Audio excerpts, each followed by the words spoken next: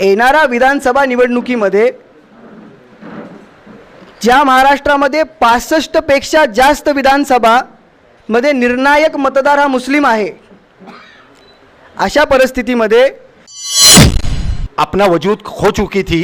वह है शिवसेना उद्धव बाला साहब ठाकरे की पार्टी और एक शरद पवार साहब की राष्ट्रवादी पार्टी। इनमें जब सेकुलर अपने आप को कहने वाले पार्टियों से यही कहना है कि आज मुस्लिम समाज बेदार हो चुका है। हमको पता है कि तुमने आरक्षण 5% जो रिजर्वेशन, वो उम्मीदवार जो हुकूमतों के सामने अंधे गूंगे और बहरे होंगे, जो मिल्लत की आवाज़ उठाएंगे या नहीं उठाएंगे, चंद एक को छोड़कर मैं समझता हूं महाराष्ट्र असेंबली से लेकर अब जनता है, वोट का हिसाब भी मांगेगी, हिस्सेदारी भी मांगेगी, भागीदारी भी मांगेगी। आप देख रहे हैं आमना सामना मीडिया। वीडियो को शेयर कीजिए, चैनल को सब्सक्राइब नहीं किया है आपने तो सब्सक्राइब जरूर कर दीजिए। सबसे पहले मैं सेकुलरवादी मुस्लिम फ्रंट की जानिब से आयोजित आज के इस प्रेस कॉन्फ्रेंस में आए हुए हमारे सभी पत्रकार साथियों का तहे दिल से शुक्रिया अदा करता हूं, धन्यवाद देता हूं और ये उम्मीद करता हूं कि जिस तरह एमपी के इलेक्शन में आपने सहयोग दिया था, उसी तरह आपका सहयोग हमारे साथ विधानसभा के इस मूवमेंट में भी शामिल रहेगा। लगभग सभी साथी मुझे जानते हैं, मैं फिर अपना इंट्रोडक्शन दे रहा हूं आपको। मेरा नाम अब्दुल बारी खान है, convener Muslim voters council of India. मेरे राइट साइड में एडवोकेट मोहम्मद अफरोज़ मुल्ला साहब हैं। आप जो है कन्वीनर हैं सेकुलरवादी मुस्लिम फ्रंट के। ठीक अफरोज़ साहब के राइट हैंड पे हमारे मार्गदर्शक आदरणीय retired professor Sabu Siddique polytechnic professor Akif Dafedar साहब हैं। आप जिम्मेदार हैं national forum of Muslim intellectual के। सर के बाजू में सलीम सिद्दीकी साहब हैं, जिनका चेहरा जो है मीडिया ने पिछली 9 तारीख को बहुत ज़्यादा चलाया था।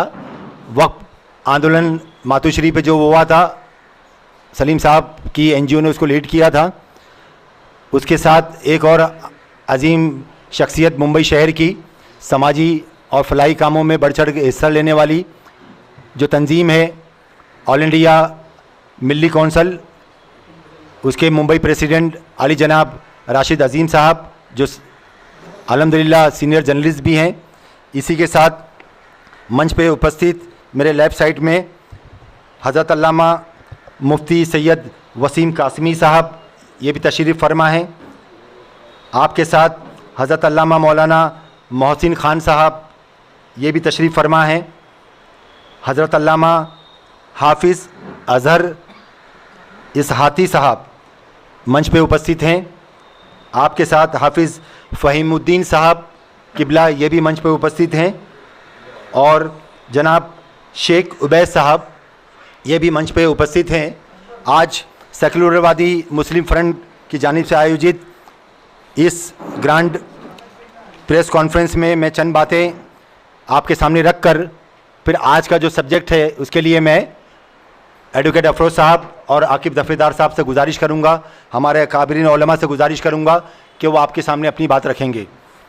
जैसे कि आपको याद होगा, पिछले लोकसभा पार्लियामेंट इलेक्शन के वक्त Muslim voters council of India, national forum of Muslim intellectuals, national graduates forum और कई बॉम्बे और महाराष्ट्र की तंजीमों ने एक मूवमेंट शुरू किया था, जिसमें उन्होंने डिमांड की थी कि मुंबई और महाराष्ट्र से महाविकास आघाड़ी के अंदर जो घटक दल शामिल है, इंडिया आघाड़ी में जो घटक दल शामिल है, वो मुसलमानों को पार्लियामेंट के अंदर रिप्रेजेंटेशन दे। और ये मूवमेंट मीडिया के ज़रिए और ईमेल के ज़रिए हमने तमाम महाविकास आघाड़ी और इंडिया अलायंस के जितने भी सुप्रीमो हैं वहाँ तक ये बात हमने पहुँचाई थी। और आपको याद होगा कि बॉम्बे के तारीखी खिलाफत हाउस में भाई कल्ला में हमने पब्लिक का, मुसलमानों के इंटेलेक्चुअल्स कम्युनिटी का और इनके लीडरों का एक कन्वेंशन भी रखा था। वो भी मीडिया के ज़रिए आपके सामने आया होगा, जिसमें हमने 4 डिमांड्स की थी। वो डिमांड जो है 1947 वर्शिप एक्ट, आप मानते हो या नहीं मानते हो, और 5% मुसलमानों को जो रिजर्वेशन जो हाई कोर्ट ने किया था वो आप देना चाहते हो या नहीं दे। और तीसरी बात हमारी ये थी कि आप जितने के बाद है कि आप कितने मुसलमानों को पार्लियामेंट की आप सीट दे रहे हैं। भी मुसलमान को इन्होंने सेकंड फेज तक अनाउंसमेंट नहीं किया था और उसके बाद ये मूवमेंट शुरू हुआ हमारा। और आगे चलकर हमने देखा कि महाराष्ट्र ही ने आपके जरिए पूरे महाराष्ट्र में लाया जा रहा है। उन्हें टिकट नहीं दिया तो हमारी कमेटी ने, हमारी कोर कमेटी ने, हमारे जितने भी मुस्लिम इंटेलेक्चुअल्स और बुद्धिजीवी ने फैसला किया कि आज हमें डॉक्टर बाबा साहब अम्बेडकर का संविधान बचाना है, हमें देश को बचाना है।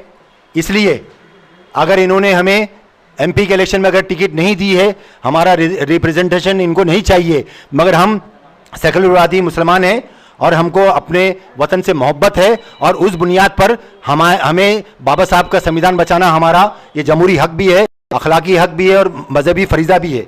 इसलिए तमाम मुसलमानों ने एकजुट होकर महाराष्ट्र के अंदर दो ऐसी पार्टियां जो अपना वजूद खो चुकी थी, वो है शिवसेना उद्धव बाला साहब ठाकरे की पार्टी और एक शरद पवार साहब की राष्ट्रवादी पार्टी।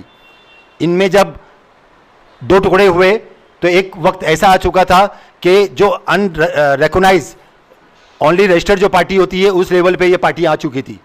मुसलमानों ने इनको सपोर्ट किया, भरपूर वोट दिया और हमारा संविधान भी बचा और अपोजिशन में हमारी आवाज़ बनकर एमवीए और इंडिया अलायंस के लोग जाके बैठे। अब सवाल ये पैदा होता है कि हम संविधान बचाने के लिए बगैर किसी डिमांड के आपको हमने वोट दिया। अब मूवमेंट के आगे के जो मूवमेंट्स के बारे में अफरोज साहब आपको डिटेल में बताएंगे। बीच में आपने देखा होगा सदन के अंदर जब वक्फ अमेंडमेंट बिल आया तो महाराष्ट्र से चुने हुए महाविकास आघाड़ी का जो अहम घटक दल था उद्धव ठाकरे साहब की शिवसेना, उसके जीते हुए नुमाइंदों ने वॉकआउट कर दिया और कुछ मुसलमानों ने जिनका कोई बैनर, कोई पार्टी से जिनका ताल्लुक नहीं था, उन्होंने अपनी आवाज़ जाके मातुश्री पे उठाई। हमारा ये कहना था, अभी जैसे रामगिरी महाराज ने सरकार दो आलम सल्लल्लाहु अलैहि वसल्लम के शान में गुस्ताखी की और जो प्रॉफिट फॉर ऑल है, हम यही कह रहे थे कि मुसलमानों के जो मसाइल है, जब तक आप मुसलमानों को टिकट नहीं दोगे, उनका रिप्रेजेंटेशन असेंबली और हाउस में नहीं होगा, पार्लियामेंट में नहीं होगा, तो वो मुस्लिम कम्युनिटी के जो मसाइल है उसको वो कैसे रखेंगे। हमारी यही बात थी। अब आने वाला जो असेंबली का इलेक्शन है उसमें सेकुलरवादी मुस्लिम फ्रंट और हमारी जो तंजीम जिसने मूवमेंट शुरू किया था मुस्लिम वोटर्स काउंसिल ऑफ इंडिया, उसी के साथ नेशनल ग्रेजुएट्स फोरम और नेशनल फोरम ऑफ इंटेलेक्चुअल्स, ये सब साथ में इस मूवमेंट को आगे बढ़ाएंगे। अब मैं वक्त ज़्यादा ले चुका हूँ आपका, अब मैं बिला तामुल मैं इसके जो कन्वीनर है सेकुलरवादी मुस्लिम फ्रंट के, मैं उन्हें माइक दूंगा ताकि वो आगे का आज का जो सब्जेक्ट है आपके सामने रखें। तो सेक्युलरवादी मुस्लिम फ्रंट हा राज्यस्तरीय कोएलिशन निर्माण करायची आम्हाला गरज का पडली, इथून पण सर्वप्रथम सुरू करतो की भारतभर आणि महाराष्ट्र राज्यामध्ये सर्वत्र मुस्लिम समाजाला, मुस्लिम कम्युनिटीला आयडेंटिफाय करून टार्गेट करण्याचं काम प्रत्येक अँगलने प्रत्येक स्तरावरती होतं आहे, राजकीय, सामाजिक आणि प्रत्येक स्तरावरती, कल्चरल स्तरावरती होतं आहे। म्हणजे आपण अनेक उदाहरण घेऊ शकतो। आत्ता रिसेंटली विशाळगड गजापूरमध्ये झालेलं प्रकरण, मी त्यातला याचिकाकर्ता आहे, त्यामध्ये मी ते प्रकरण हाताळतो आहे म्हणून मी सांगू शकतो की ज्या गोष्टी पुढे आलेल्या नाही त्या अतिशय भयावह आहेत। पुसेसावळीचं प्रकरण असेल, लक्षतीर्थ हेरले प्रकरण असेल, एकदम रिसेंट रामगिरीने केलेलं वक्तव्य असेल, म्हणजे एक व्यक्ती जो इस्लामच्या तारीफे करायचा, तो व्यक्ती अचानक असे वक्तव्य करायला लागतो की महाराष्ट्रभर तणावपूर्ण वातावरण निर्माण होतं आणि महाराष्ट्र राज्याचे मुख्यमंत्री त्याच्याच मंचावर पुढल्या दिवशी जातात आणि म्हणतात की ते त्यांचे गुरु आहेत आणि त्यांच्या विचारांनी महाराष्ट्र चालला आहे। हे किती भयानक आहे की महाराष्ट्राच्या मुख्यमंत्र्यांना विसर पडला आहे की महाराष्ट्र किंवा भारत त्यांच्या गुरुच्या विचाराने नाही, भारताच्या संविधानानुसार चालतो। म्हणून हे जे सर्व प्रकरण आहेत यावरून एक गोष्ट स्पष्ट होते की मुस्लिम समाजाला आयडेंटिफाय करून टार्गेट करण्याचं काम जर सुरू असेल तर अशा परिस्थितीमध्ये जो मुस्लिम समाज लोकतांत्रिक प्रक्रियेमध्ये, वोट करण्याच्या लोकतांत्रिक प्रक्रियेमध्ये एवढा चांगला सक्रिय सहभाग घेतो, एवढ्या चांगल्या नंबरनी मतदान करतो, संपत आलेले किंवा कोऑप्ट झालेले किंवा चोरीला गेलेले, तुम्ही जे काही टर्मॉलॉजी द्या, परंतु जे अनरेकग्नाइज झालेत असे पक्ष, ज्यांचं अस्तित्वावर प्रश्नचिन्ह आहेत, असे पक्ष आपल्या मतदानाने पुन्हा उभा करू शकतो असा मुस्लिम समाज, ज्या मुस्लिम समाजावरती प्रामुख्याने देशाचं संविधान वाचवायची जबाबदारी तुम्ही टाकता, तो मुस्लिम समाज, त्या मुस्लिम समाजाच्या प्रतिनिधित्वाची गोष्ट ज्यावेळेस येते तर ती कुठे आहे? लोकसभेत 0 आणि विधान परिषदेत ही 0 पर सवार आहे. म्हणून आता आणि मुस्लिम समाजाने मागच्या लोकसभा निवडणुकीमध्ये आमची ताकद काय आहे ती दाखवून दिलेली आहे. जमीन दोस्त झालेले पक्ष आम्ही रिवाईव्ह केलेले आहे. मग अशा परिस्थितीमध्ये आम्हाला टेकन फॉर ग्रँटेड घ्यायची गरज नाही आहे. आम्हाला गृहीत धरलं जाऊ नये. येणाऱ्या विधानसभा निवडणुकीमध्ये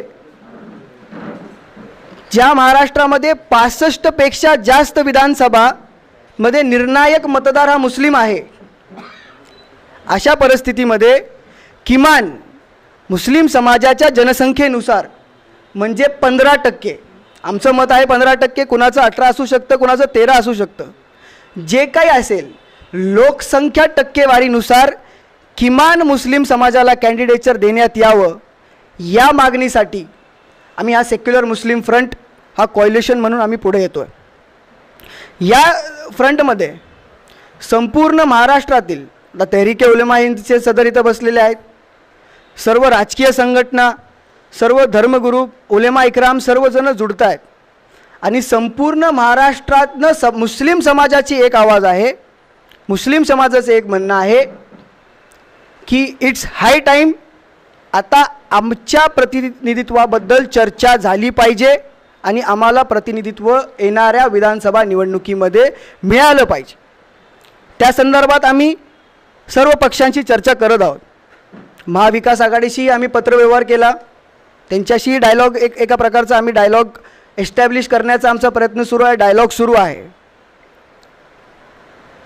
महाविकास आघाडीचे तिन्ही जे प्रमुख नेते आहेत, शिवसेनेचे उद्धव ठाकरे असतील, काँग्रेसचे नाना पटोले आणि राष्ट्रवादी काँग्रेसचे शरदचंद्र पवार साहेब, आम्ही तिघांनाही आमचा पत्रव्यवहार झालेला आहे. त्याबद्दल आम्ही त्यांच्या पक्षातल्या लोकांशी आम्ही डायलॉग करतो आहोत.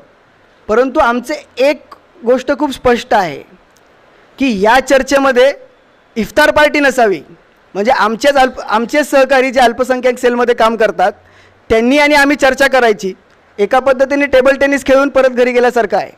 त्यामुळे निर्णयक्षम नेतृत्वाशी आम्ही कुठेही कसलीही चर्चा करायला तयार आहोत. आमचं अजिबात असं म्हणणं नाही की या व्यक्तीला उमेदवारी मिळावी किंवा असं असावं, परंतु आमच्या मुस्लिम समाजाच्या उमेदवारीबद्दल राजकीय पटलावरती सविस्तर चर्चा व्हावी आणि त्यातून योग्य मार्ग निघावा, या भूमिकेतनं आम्ही संपूर्ण महाराष्ट्रभर येणाऱ्या 30 ऑगस्टपासून एक यात्रा आयोजित करतो. येणाऱ्या 30 ऑगस्टपासून कोल्हापूरमधून जी आम्ही ही यात्रा सुरू करत आहोत, जी महाराष्ट्राच्या प्रत्येक जिल्ह्यामध्ये आणि प्रत्येक शहरामध्ये जाईल, ज्यामध्ये महाराष्ट्राच्या सर्वपक्षीय नेत्यांबरोबर आणि धर्मगुरूंबरोबर, धार्मिक संघटनांबरोबर सर्वजण आम्ही महाराष्ट्रभर एकत्र बसू आणि कुठे आणि कसं आमचं पॉलिटिकल रिप्रेझेंटेशन येणाऱ्या विधानसभामध्ये असलं पाहिजे ते आम्ही समाज म्हणून ठरवू. आणि या प्रक्रियेमध्ये आमची अपेक्षा आहे की सर्व पक्षीय नेते जसे जुडत आहेत तसे हे मेनस्ट्रीम काही पक्षाचे जे नेते आहेत त्यांनीसुद्धा त्याला सक्रिय आणि एक पॉझिटिव्ह रिस्पॉन्स द्यावा, जेणेकरून आम्ही समजू शकतो लोकसभेला 48 जागा होता, त्यामध्ये एक लार्जर ॲस्पेक्ट होता, संविधान वाचवायची जबाबदारी होती, ती आम्हीच खांद्यावरती घेतली, ती आम्ही पार पाडली, चांगल्या पद्धतीने मतदान केलं आणि त्या पद्धतीचं यशही हे लपलेलं नाही, त्या पद्धतीचं यशही महाविकास आघाडीला मिळालं. एवढे सगळे ऑब्स्टॅकल्स असताना पक्ष किंवा पक्ष संघटना पूर्णपणे निष्क्रिय किंवा एका बाजूला त्याच्यावरती हल्ला असताना सुद्धा समाज म्हणून आमची ताकद आम्ही दाखवली आणि आता आमच्या येणाऱ्या या विधानसभा निवडणुकीमध्ये मुस्लिम समाजाला त्या पद्धतीचं प्रतिनिधित्व मिळालं पाहिजे. 65 मुस्लिम बहुल मतदारसंघ आहेत, 15% आमची लोकसंख्या आहे. त्या लोकसंख्येनुसार किमान 15% कॅन्डिडेचर हे मुस्लिम समाजाचं असावं. ते कशा पद्धतीने असेल, त्याचं काय स्वरूप असेल, त्याच्यावरती चर्चा होऊ शकते. त्याच्यावरती चर्चेतनं मार्ग काढून ते ठरवलं जाऊ शकतं. पण हा विषय समाजाचा ज्वलंत आणि प्रत्येक शहरात, प्रत्येक गली मोहल्ल्यामध्ये, घराघरात मुस्लिम समाजाची आता लोकसभेनंतर ही मागणी आहे. आणि ती मागणी आम्ही राजकीय पटलावरती संपूर्ण महाराष्ट्रभर फिरून नक्की आणत आहोत. जे पत्रव्यवहार झालेत त्यातनं ज्या पद्धतीचा पॉझिटिव्ह रिस्पॉन्स अपेक्षित आहे समाज म्हणून, त्या पद्धतीचा पॉझिटिव्ह रिस्पॉन्स अजून आम्हाला भेटत नाही. त्या पद्धतीची चर्चा अजून होत नाही. जी स्पष्ट चर्चा झाली पाहिजे या रास्त मागणीवरती, त्या पद्धतीची चर्चा अजून झाली नाही. परंतु आम्ही अपेक्षा ठेवतो की येणाऱ्या काळामध्ये ही चर्चा पॉझिटिव्ह स्तरावरती जाईल आणि यातनं पॉझिटिव्ह आउटकम निघेल अशी आम्ही अपेक्षा करतो. जी आकिफ दफेदार, मुख्तसरन अल्फाज में मैं बात करूं, भारतीय जनता पार्टी ने 2014, 2019 और 2024 एक भी मुस्लिम को टिकट नहीं दिया. पिछली मर्तबा लोकसभा में और इस मर्तबा फिर लोकसभा में और इस तरह लोकसभा में. राज्यसभा पर भी एक भी मुस्लिम को नॉमिनेट नहीं किया. फिर पूरे देश का आप सिनारियो अगर आप देखें तो बहुत ही तेज़ी के साथ जो मुस्लिम रिप्रेजेंटेशन है वो कम हो रहा है. अगर कोई ये समझता है कि मुस्लिम मुक्त संसद हो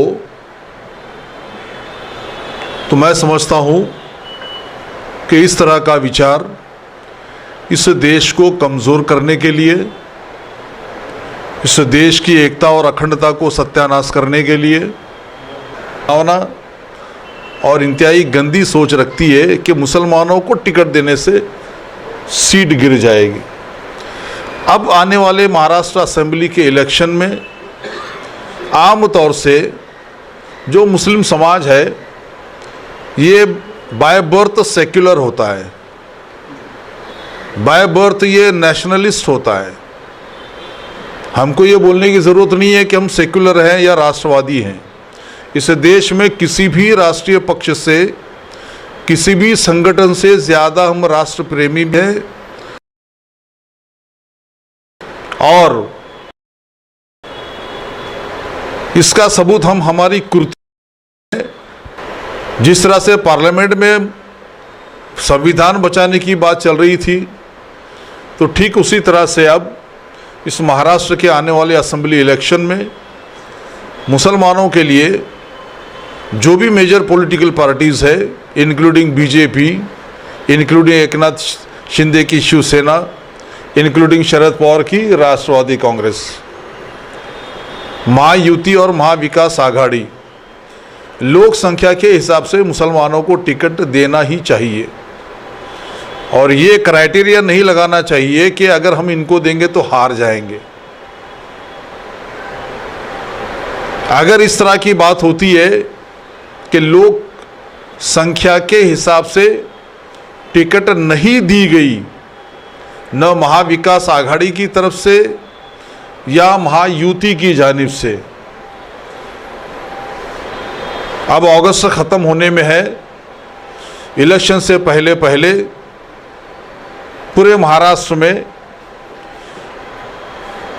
हम क्या कर सकते हैं, टिकट दी गई तो क्या करना चाहिए और टिकट अगर नहीं दी गई तो क्या करना चाहिए. इसी मुंबई में प्रेस कॉन्फ्रेंस के ज़रिए पूरे महाराष्ट्र की जितने भी अल्पसंख्यक संगठन हैं, समविचारी संगठन हैं, उनको लेकर एक जाहिर घोषणा पत्र हम जाहिर करेंगे. किसको किसको गिराना है, कहाँ कहाँ गिराना है, किसको किसको जिताना है, ये हम ऐलान करके गिराएंगे और ऐलान करके जिताएंगे भी. ऐसा नहीं होगा कि आप टिकट फिर भी नहीं देंगे तो हम खामोश रहेंगे की चलो इनको ही जिताएंगे. म्हणून कोणत्याही राजकीय पक्षाने आम्हाला गृहीत धरू नये. झक मारून आम्हालाच मतं देतील जातील कुठे, हे या प्रत्येक पक्षाने डोक्यातून काढून घ्यावे. 17 तारखेला लातूर येथे संपूर्ण महाराष्ट्रातील कमीत कमी 100 पेक्षा अधिक सामाजिक संस्था संघटनांची एक व्यापक महाराष्ट्र पातळीवर राज्य अधिवेशन झालं. अनेक पक्षांचे लोक देखील त्यात सामील होते. विशेष करून त्यात एकच मुद्दा महत्त्वाचा चर्चेला गेला की येणाऱ्या विधानसभेच्या निवडणुकीत जर या महत्त्वाच्या mainstream politician parties, major political पार्टीजनी जर लोकसंख्येप्रमाणे उमेदवार दिले नाही तर काय करायचं, हा अतिशय महत्त्वाचा प्रश्न आहे. आम्ही आज तुम्ही टक्केवारीनुसार लोकसंख्येप्रमाणे तुम्ही तिकिटे द्या म्हणून आम्ही मागणी करीत आहोत. समजा उद्या त्यांनी दिलंच नाही, शक्यता याचीच अधिक आहे की आम्ही नेहमीप्रमाणे मागणी करीत असतो आणि कोणीही देत नाही. पण कोणीही देत नाही म्हणून पुढे काय, हा अतिशय जिगरीचा आणि महत्त्वाचा प्रश्न असतो. नाही दिलं तर तुम्ही काय करणार, त्याच्या देखील बाबतीत गांभीर्याने विचार चालू आहे. कोणकोणत्या मतदारसंघात आम्ही कुणाला पाडू शकतो आणि कुणाला निवडून आणू शकतो या संबंधित सविस्तर डेटा आमच्याकडे गोळा झालेला आहे.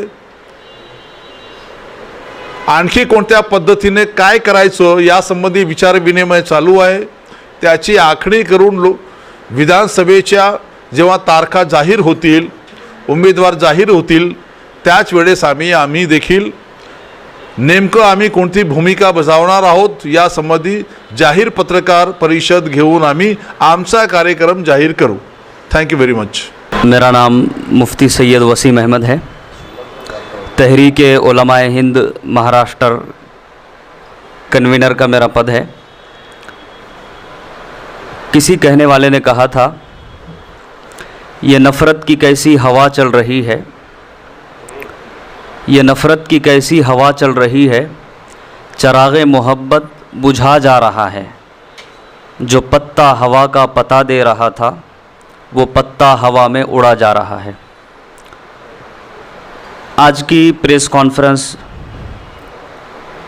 बहुत अहम विषय पर बुलाई गई है. गुज़िश्ता लोकसभा इलेक्शन में हमारे स्टेट महाराष्ट्र में 48 सीटें थीं. 48 सीटों पर मुसलमानों ने महाविकास आघाड़ी को वोट दिया, क्योंकि उस वक्त सबसे बड़ा जो मसला था वो मसला था संविधान और दस्तूर को बचाने का. उस दस्तूर को बचाने के लिए मुसलमानों ने सार्वजनिक मुत्तहिदा तौर पर वोट किया. बहुत कम वक्त में अपनी बात रखना है. उसके बाद मुसलमानों को क्या क्या मिला, उसके बाद मुसलमानों को विशालगढ़ मिला. उसके बाद वक्फ बिल पर लोकसभा में जिनको हमने वोट दिया था, वहाँ पर जैसी आवाज़ उठनी चाहिए थी वैसी आवाज़ नहीं उठ सकी. कम से कम आवाज़ मजबूत न हुई तो जो आवाज़ है वो कमज़ोर तो नहीं होना चाहिए था.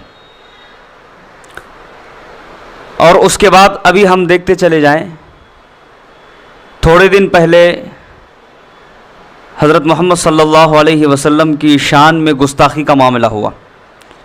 शरपसंदों ने चाहा कि हिंदू मुस्लिम फसाद कराएं, इलेक्शन का पीरियड करीब है, लेकिन वही मोहम्मद सल्लल्लाहु अलैहि वसल्लम ने हमको अपने मुल्क में अमन और दस्तूर की हिफाजत का सबसे बड़ा आदेश दिया है. जहां कहीं भी रहो, उनके आदेश की वजह से मुसलमान कानून के दायरे में रुके रहे और रुके रहेंगे. लेकिन बाबा साहेब अम्बेडकर ने हमको बहुत सारे अधिकार दिए हैं जो आज़ादी के बाद से लेकर अब तक हमने कहीं न कहीं मुस्लिम कौम ने अपने आप को जिताने से ज़्यादा किसी को हराने के लिए वोट किया, और उसके बदले में हमको गुज़िश्ता मर्तबा 48 सीटों में से एक भी सीट नहीं दी गई। जो फसादात हुए वो हमारे सामने है, और विधान परिषद मुस्लिम मुक्त विधान परिषद की गई। अब आप सोच सकते हैं कि मुल्क किधर जा रहा है और कहाँ जा रहा है, और हम अपने मुल्क को ताकतवर और मजबूत नहीं बना सकते अगर किसी एक कम्युनिटी को या कौम को हम पॉलिटिकली तरफ साइड करते हैं तो हम आगे नहीं बढ़ सकते। लेकिन आज हमारे स्टेट में और हमारे मुल्क में यही हो रहा है। हमारी मांग महाविकास आघाड़ी से अफरोज़ भाई ने और सभी मुअज़्ज़िज़ीन ने मेल भेजकर हमने मुलाकात करने की कोशिश की थी, अभी कुछ जवाब नहीं आया। लेकिन हमारी बात यही रहेगी कि 15% के हिसाब से मुसलमानों को आने वाले विधानसभा इलेक्शन में नुमाइंदगी दी जाए, ताकि मसाजिद हों, दरगाहें हों, वक्फ हों, या हम अपने प्रॉब्लम्स और मसाइल हों उसको अच्छे तरीके से हल कर सकें। जलाल बादशाही हो कि जमहूरी तमाशा हो, जुदा हो दी सियासत से तो रह जाती है चंगेज़ी।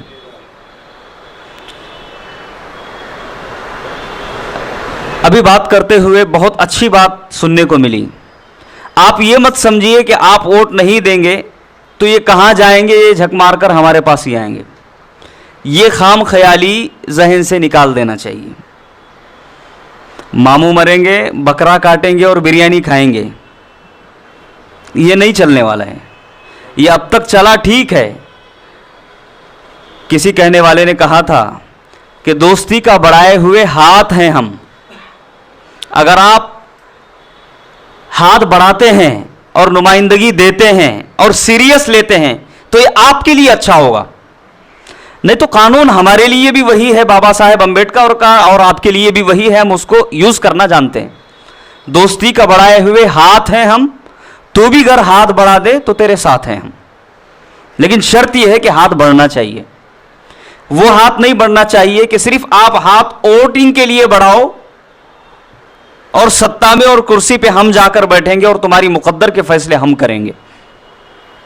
ये बात होने वाली नहीं है। अभी यहां पर तस्किरा आया कि इसी बात को लेकर 17 तारीख को लातूर में बहुत बड़ा प्रोग्राम हुआ था। वहां पर स्टेट के अक्सर लोग जमा थे, पूरे तो नहीं कह सकते, लेकिन बहुत बड़ी तादाद में लोगों को जमा करने की कोशिश की गई और बहुत सारे लोग आए थे। उसमें भी आरक्षण संरक्षण इसी मुद्दे को उठाया गया था, और हम भी इसी को लेकर आज ये पहली प्रेस कॉन्फ्रेंस है। उसके बाद प्रेस कॉन्फ्रेंस होगी और महाविकास आघाड़ी से हम लोग इस बात की उम्मीद करेंगे कि इस मसले को सीरियस लेकर वो लोग कहीं ना कहीं मुस्लिम समाज को जो 15% है इसके फीसद के हिसाब से सियासी हिस्सेदारी देंगे और इसके बारे में गौर व फिक्र करेंगे। और अगर वहां से कोई जवाब नेगेटिव आता है तो उसके बारे में भी हम कुछ फैसला करने के बजाय ये सेकुलरवादी मुस्लिम फ्रंट बनाया गया है। 30 और 31 तारीख से हम पब्लिक के दरमियान जाएंगे पूरे महाराष्ट्र भर में, और पब्लिक का क्या विचार है, क्या नजरिया है, क्या सोच है, इसको हम सुनेंगे। और इसको सुनते हुए पूरे पब्लिक के जहन को सामने रखते हुए कोई एक फैसला करेंगे जिसकी इत्तला आपको भी दी जाएगी और आप उसको अपने सोशल मीडिया के जरिए से जनता को आप उसकी इत्तला करेंगे। और आखिरी बात यह है कि ये जो मिशन शुरू हुआ है ये वक्ती नहीं है या रुकने वाला नहीं है, या इसमें किसी का कोई जाती फायदा नहीं है। सिर्फ और सिर्फ इसमें कौमी और मिल्ली सियासी फायदा है कि कौम जरा सा सियासी तरीके से ऊपर उठे और हमको हमारी वो हिस्सेदारी मिले जो हम आज तक इन सेकुलर पार्टियों को वोट करते आए हैं। हमको यहां पर हम लोग यहां पर आज जमा हैं, हर एक के पास जाएंगे और सभी लोग आज ज़हनी तौर से तैयार हैं। मुस्लिम समाज बेदार हो चुका है।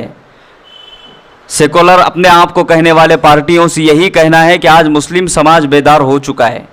हमको पता है कि तुमने आरक्षण 5% जो रिजर्वेशन सुप्रीम कोर्ट और हाई कोर्ट ने तैयार किया हुआ था वो तो आपने नहीं दिया। मौलाना आज़ाद को जो 10,000 करोड़ का जो बजट मिला हुआ है वो भी आपने नहीं दिया, वो तो मंजूर है। उसके बावजूद सारी चीज़ें जो है डस्टबिन में डाल दी गई हैं। तो सारी चीज़ें मुस्लिम समाज के पास हैं। ऐसा मत समझिए कि कोई गरीब की जोरू सबकी भाभी बनने वाली नहीं है। सब लोग बेदार और तैयार हैं और इसके लिए ये पहली प्रेस कॉन्फ्रेंस है। और आगे आगे देखिए कि वक्त क्या बताता है और पब्लिक क्या करती है। यहाँ मौजूद सेकुलरवादी मुस्लिम फ्रंट के सभी जिम्मेदारान अब्दुल बारी साहब, आकिब साहब, एडवोकेट अफरोज साहब और मेरे सारे ये साफ़ी पत्रकार बंधुओं,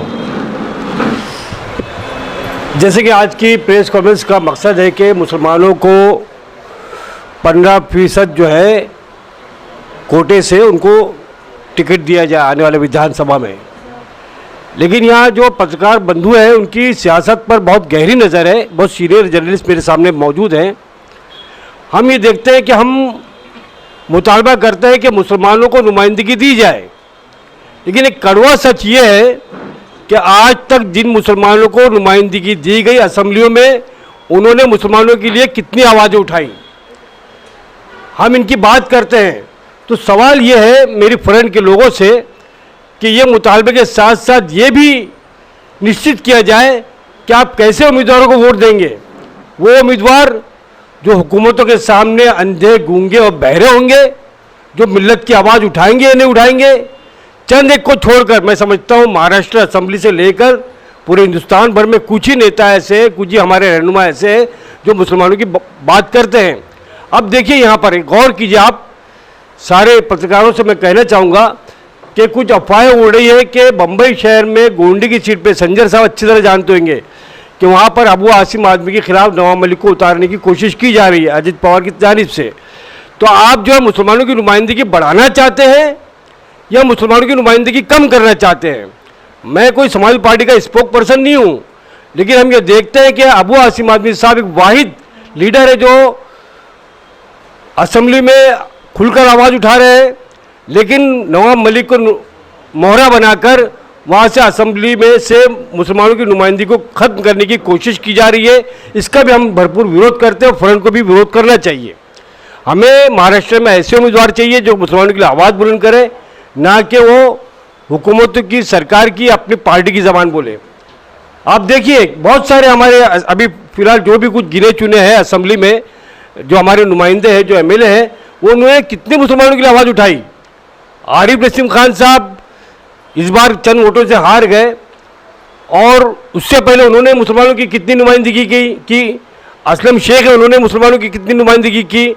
अमीन पटेल साहब है, हो सकता है जो मकामी मसाइल वो पूरे कर रहे हो वो, लेकिन ऑल ओवर मुसलमानों के हक में बोलने के लिए कभी हमने देखा नहीं कि उन्होंने कोई आवाज़ बुलंद की हो, चाहे वो सरकार दो आलम हज़रत मोहम्मद मुस्तफ़ा सल्लल्लाहु अलैहि वसल्लम की बेहुरमती का वाक़या हो, चाहे आरक्षण का मसला हो, चाहे वक्फ बोर्ड का मसला हो, चाहे मुसलमानों की तालीमी नुमाइंदगी का मसला हो। हम देखते हैं कि आज बीएमसी के स्कूलों में मुस्लिम टीचर्स को ख़त्म करके वहाँ पर गैर मुस्लिमों को भेजा जा रहा है। वहाँ पर मुसलमानों की वहाँ पर नुमाइंदगी कम की जा रही है, उस पर किसी ने आवाज़ नहीं उठाया।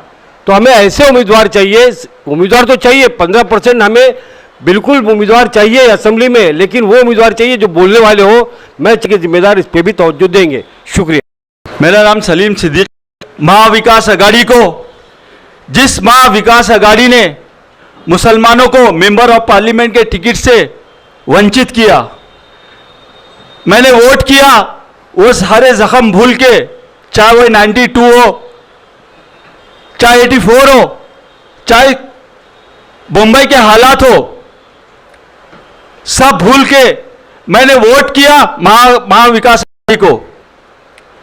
मैंने वोट किया उत्तर भारतीय का मसला हो, चाहे कोई भी गांव का इसका मसला, मैं मुसलमान हूं, मैंने वोट किया, मेरी कौम ने वोट की, मेरी अवाम ने सारे जख्म किया। ये लोग कोमा में चले गए थे, इनकी पार्टी खत्म हो चुकी थी, मुसलमानों ने इन पे किया। इससे पहले भी इलेक्शन से पहले अब्दुल बारी खान साहब ने प्रेस कॉन्फ्रेंस रखी थी इसी मौजू को लेके, क्या इसकी गारंटी? सॉरी, इस पे काफी मेहनत हुई, हमने सब कुछ भूल के वोट दिया। इन्होंने सिर्फ मुसलमानों के वोटों का इस्तेमाल किया, ना मुसलमानों को मेंबर ऑफ पार्लियामेंट का टिकट दिया, ना मुसलमानों की, चाहे वो मस्जिद की बात हो, महाराष्ट्र में मस्जिद पे हमला हुआ, चाहे वो वक्फ बोर्ड की बात हो, मेंबर ऑफ पार्लियामेंट कोई आवाज नहीं उठाई। वहां से 9 के 9 सांसद वॉकआउट कर दिए। अब मैं जनता हूं, मैं मुसलमान हूं, मैंने इन पे भरोसा किया। मैंने जाके मातृश्री के नीचे आंदोलन किया। पहली बार ऐसा हुआ कि उद्धव ठाकरे के घर के नीचे आंदोलन हुआ। मैंने पूछा उनसे कि हम गए थे निबंधन देने, मगर एक आंदोलन हो गया। मैंने आंदोलन किया और चिल्लाया, बोला मुसलमानों ने तुमको वोट दिया, तुम पे भरोसा किया, हम अब अपने वोटों का हिसाब मांगेंगे। आपके 9 के 9 सांसद वक्फ बोर्ड पे जब डिबेट शुरू हुआ तो संसद छोड़ के क्यों भागे? तो मुझ पर सुपारी का इल्जाम लगा कि सुपारी बाज है। अरे मुसलमान वोट देते हैं, नहीं वो वक्फ बोर्ड की मैटर में बात करते हैं, वॉकआउट करते हैं, और जब हम इनसे पूछने जाते हैं तो हमको सुपारी बाज कहा जाता है। मैं काफी 8 घंटा खेरवाड़ी पुलिस स्टेशन के अंदर था। 188 का नोटिस दिया गया, मुझे वार्निंग दी गई। संजय रावत जी ने धमकी दी कि आने वाले वक्त में हमारी हुकूमत आएगी तो हम तुम्हें बताएंगे। अरे उन मुसलमानों को बताएंगे जिनके घर वालों ने वोट दिया, जिनकी बस्ती ने वोट दिया, जिनकी आवाम ने वोट दिया, इन पे भरोसा किया, मेंबर ऑफ पार्लियामेंट से वंचित किया, फिर भी भरोसा किया, सारे जख्मों को देख के भरोसा किया। हम वहां पूछने गए तो हमको अंदर कर दिया गया, हमको सुपारी बाज कहा गया। मगर अल्हम्दुलिल्लाह आज जैसे ये मूवमेंट इलेक्शन से पहले भी अब्दुल बारी साहब ने चलाया था, आज भी इसको चलाने की जरूरत पड़ी। जब हमने एक्शन का रिएक्शन किया, हमने जाके पूछा तो उद्धव ठाकरे जी को आना पड़ा, उनको बोलना पड़ा वक्फ बोर्ड के, कम से कम वक्फ बोर्ड के लिए उनकी आवाज तो निकली। अब आगे ये देखना क्या करते। तो ये जो मुस्लिम फ्रंट बना है, वाकई में अब मुसलमान अपना हक लेगा, अपना हिसाब मांगेगा। ये सेक्युलरिज्म है, संविधान ने हमें हक दिया है। अब हम किसी के भरोसे पे नहीं बैठेंगे। हमें लिख के चाहिए कि हमें कितने % की भागीदारी आप इलेक्शन में दे रही हो। हमारी तो सिर्फ 15% की मांग है। हम तो अक्सरियत में लगभग काफी तादाद में है। अरे अब हम इतने दब कर नहीं रहेंगे। अब ये मूवमेंट शुरू हो चुका है। अब जनता है, वोट का हिसाब भी मांगेगी, हिस्सेदारी भी मांगेगी, भागीदारी भी मांगेगी।